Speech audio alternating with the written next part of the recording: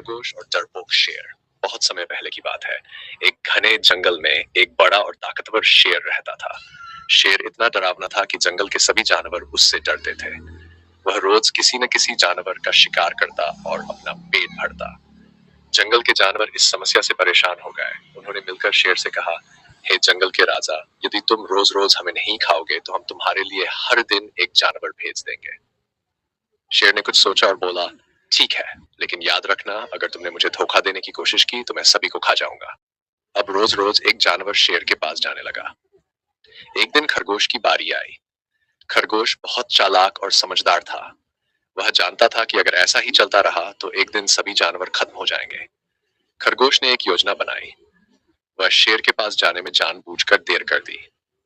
जब वह शेर के पास पहुंचा तो शेर गुस्से में दहाड़ते हुए बोला, तुम इतनी देर से क्यों आए? मैं तुम्हें अभी खा जाऊंगा।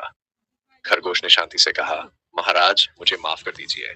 असल में एक और शेर ने मुझे रास्ते में रोक लिया था। उसने कहा कि ये जंगल उसका है और आप राजा नहीं हैं। उसने मुझे खाने की कोशिश की, लेकिन मैं किसी तरह भागकर आपके पास आया हूँ।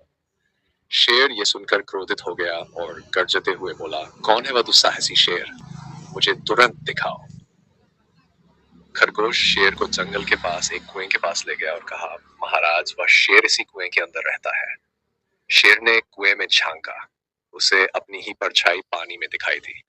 शेर को लगा कि दूसरा शेर उसे चुनौती दे रहा है। गुस्से में आकर उसने कुएं में छलांग लगा दी। कुएं में गिरते ही शेर डूब गया। खरगोश खुशी खुशी जंगल लौट आया और सभी जानवरों को यह खुशखबरी सुनाई। सभी जानवरों ने मिलकर खरगोश की बुद्धिमानी की तारीफ की और जंगल में शांति से रहने लगे।